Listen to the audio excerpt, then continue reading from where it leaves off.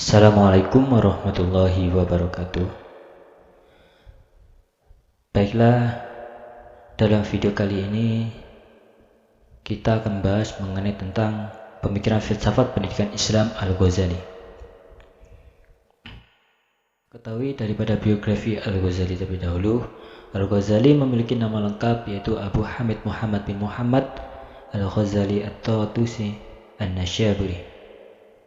Dia dilahirkan di kota Tus, yang merupakan kota kedua setelahnya, Naisabur, yang terletak di wilayah Khurasan pada tahun 450 Hijriah atau 1058 Masehi.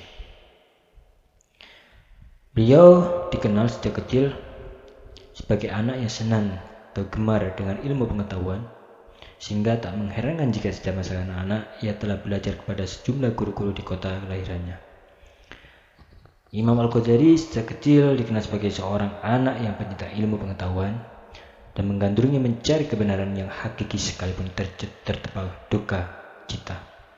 Dilanda aneka rupa duka nesbaba, tapi dia tetap gigih dalam menuntut ilmu. Itulah sekilas tentang biografi daripada Al-Ghazali. Kemudian pemikiran pendidikan Islam menurut Al-Ghazali. Menurut beliau, pendidikan seorang anak sangat tergantung kepada orang tua yang mendidiknya. Karena Al-Ghazali mengatakan jika anak menerima ajaran dan kebiasaan hidup yang baik di keluarganya, maka anak itu menjadi baik. Dan sebaliknya, ketika anak itu dibiasakan melakukan perbuatan yang buruk dan dibiasakan kepada hal-hal yang jahat, maka anak itu akan berakhlak jelek. Menurut Al-Ghazali. Kemudian dalam hal pendidikan, penganut asas kesetaraan dalam dunia pendidikan. Ia tidak membedakan kelamin penuntut ilmu. Juga tidak pula dari golongan mana ia berada, selama dia Islam maka hukumnya wajib tidak terkecuali bagi siapapun. Sebagaimana hadis dalam yang terkenal yang berbunyi Thalabul ilmi faridatun ala kulli muslimin. Dari hadis tersebut bahwasanya tidak memandang kastah, tidak memandang jenis kelamin, bahwasanya setiap orang muslim itu diwajibkan menuntut ilmu. Disitulah kenapa, karena ilmu itu penting menurut Al-Ghazali. Kemudian tujuan pendidikan Islam menurut Al-Ghazali yang pertama yaitu mempelajari ilmu pengetahuan semata-mata untuk ilmu pengetahuan itu sendiri sebagai wujud iman kepada Allah Subhanahu wa taala. Kemudian yang kedua, tujuan utama pendidikan Islam adalah pembentukan akhlakul karimah. Yang ketiga, tujuan pendidikan Islam adalah mengantarkan peserta didik mencapai kebahagiaan dunia dan akhirat. Karena pada dasarnya tujuan daripada pendidikan agama Islam yaitu seperti halnya yang berbaba hadis yang berbunyi man arada dunya fa'alaihi bil ilmi wa man arada akhirah fa'alaihi bil ilmi. Bahwasanya ketika seseorang menginginkan kebahagiaan dunia dan akhirat, faman arada dunya fa'alaihi bil ilmi, maka dilakukan dengan ilmu. Butuh yang namanya ilmu. Waman arada al-akhirah fa'alaihi bil ilmi. Nah, maka juga dibutuhkan yang namanya ilmu. Maka dari itu, menurut Imam Al-Ghazali, bahwasanya tujuan dari pendidikan agama Islam itu mengantarkan peserta didik mencapai kebahagiaan dunia dan akhirat. Kemudian mengenai kurikulum pendidikan Islam menurut Al-Ghazali. Kurikulum pendidikan Islam menurut Al-Ghazali. Dalam menyusun kurikulum pelajaran, Al-Ghazali memberi perhatian khusus pada ilmu-ilmu agama dan ilmu etika. Sebagaimana dilakukan terhadap ilmu-ilmu yang sangat menentukan bagi masyarakat, yaitu agama dan etika. Karena kedua-duanya ini sangatlah berpengaruh dalam hal kehidupan masyarakat. Pendapat Al-Ghazali terdapat kurikulum dapat dilihat dari pandangannya mengenai ilmu pengetahuan yang dibaginya dalam beberapa sudut pandang.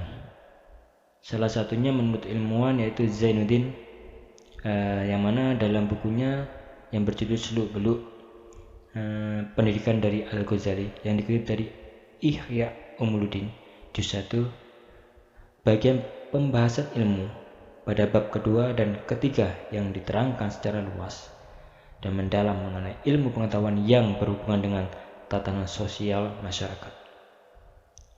Artinya, Al-Ghazali dalam Ihya Ulumuddin, salah satu karangan yang terkenal yang sering dikaji dalam pesantren-pesantren maupun umum, yaitu kitab Ihya Ulumuddin. Oke, kemudian Al-Ghazali membagi ilmu pengetahuan menjadi 3 bagian. Yang pertama yaitu berdasarkan tingkat kewajiban, kemudian berdasarkan sumbernya, yang terakhir yaitu berdasarkan fungsinya. Terkait dengan penjabaran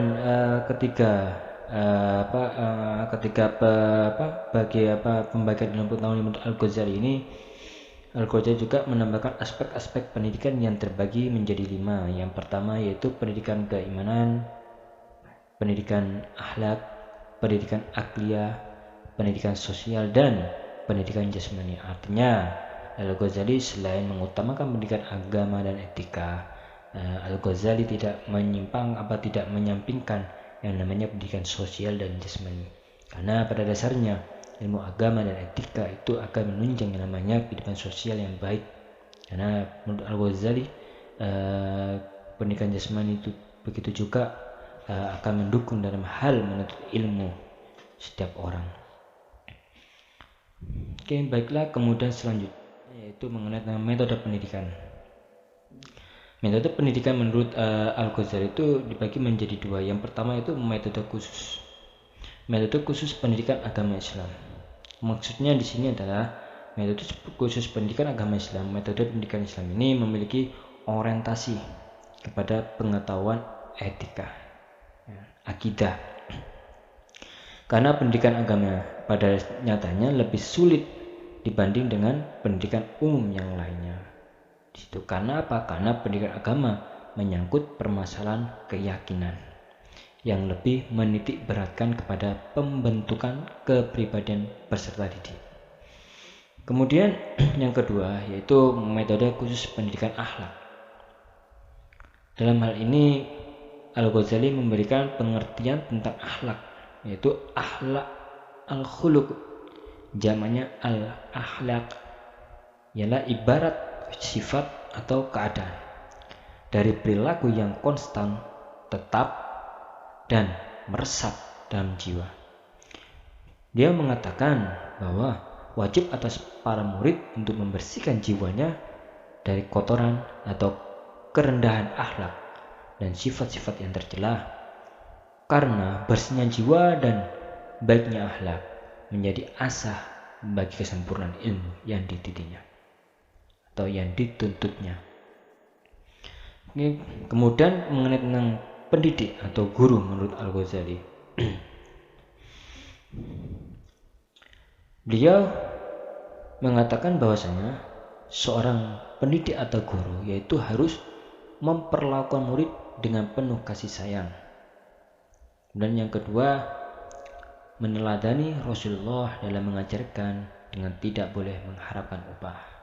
Yang ketiga, memberikan peringatan tentang hal-hal yang baik demi mendekatkan diri kepada Allah Subhanahu wa ta'ala. Kemudian jadi guru yaitu memperingati murid dari akhlak tercela dengan cara-cara yang simpatik, halus tanpa cacian, makian, dan kekerasan. Tidak mengekspos kesalahan murid di depan umum. Dan yang kelima, seorang guru itu harus menjadi teladan bagi muridnya dengan menghargai ilmu-ilmu dan keahlian lainnya yang bukan keahlian dan spesiasinya. Yang keenam itu menghargai perbedaan potensi yang dimiliki oleh muridnya dan memperlakukannya sesuai dengan tingkat perbedaan yang dimiliki itu. Yang ketujuh, memahami perbedaan bakat, tabiat, dan kejiwaan murid sesuai dengan perbedaan usianya. Itulah gambaran menurut perspektif seorang pendidik menurut Al-Ghazali atau guru di situ. Baiklah, kemudian selanjutnya peserta didik menurut pandangan Al-Ghazali. Peserta didik menurut Al-Ghazali yaitu adalah makhluk yang telah dibekali potensi atau fitrah untuk beriman kepada Allah Subhanahu wa taala. Fitrah itu sengaja disiapkan oleh Allah Subhanahu wa taala sesuai dengan kejadian manusia yang tabiat dasarnya adalah cenderung kepada agama tauhid atau Islam. Artinya bahwasanya setiap makhluk yang diciptakan oleh Allah itu bahwasanya sudah dibekali. Dari mulai dia lahir diciptakannya, dia sudah dibekali dengan segala potensi yang berbeda-beda. Menurut Al-Ghazali dengan hal ini, bahwasanya setiap peserta didik itu memiliki potensi yang berbeda-beda. Jadi menurut Al-Ghazali, jangan sampai bahwasanya menjadi seorang guru mengucilkan dan membedakan peserta didik yang satu dengan yang lainnya. Karena pada dasarnya peserta didik itu memiliki kemampuan yang berbeda-beda dan memiliki potensi yang berbeda-beda. Kemudian menurut Al-Ghazali dalam mengajarkan sebagai seorang guru itu harus mendahulukan kesucian jiwa terhadap peserta didik daripada kejelekan akhlak. Ketika jiwanya suci, sudah yakin bahwasanya dia beriman, insya Allah akhlak pun akan terbentuk dengan baik. Dan yang kedua, mengurangi hubungan keluarga dan menjauhi kampung halamannya sehingga hatinya hanya terikat pada ilmu. Maksudnya di sini menurut Al-Ghazali, dalam menuntut ilmu itu harus jauh dari keluarga agar dia fokus dalam hal menuntut ilmu, jauh dari kampung halamannya sehingga hatinya hanya terikat, hanya terfokus pada ilmu pengetahuan. Di situ menurut Al-Ghazali. Artinya kesimpulannya bahasanya menurut Al-Ghazali di sini sebagai seorang guru haruslah mendidik seorang anak itu dengan menyayangi, seperti halnya kasih sayang diberikan pada anak oleh kedua orang tuanya dalam menjadi guru. Kemudian menjadi guru haruslah mengayomi peserta didik dan tidak boleh membeda-bedakan yang mana peserta didik satu dengan yang kedua dengan yang lainnya, karena pada dasarnya peserta didik itu memiliki potensi yang berbeda-beda. Dan kemudian bahwasanya menuntut ilmu menurut Al-Ghazali itu wajib, tidak terkecuali bagi umat muslim. Beliau tidak membeda-bedakan dari hal kasta, baik itu dari kalangan bawah sampai ke atas. Karena pada dasarnya dalam Islam bahwasanya menuntut ilmu itu wajib. Thalabul ilmi faridatun ala kulli muslimin. Kemudian dalam menuntut ilmu Imam Al-Ghazali berpendapat bahwasanya tujuan untuk pendidikan agama Islam adalah agar mengantarkan peserta didik menuju kebahagiaan baik itu di dunia maupun di akhirat, yang mana berdasarkan pada hadis yang berbunyi man arada dunya fa'alaihi bil ilmi wa man arada akhirah fa'alaihi bil ilmi.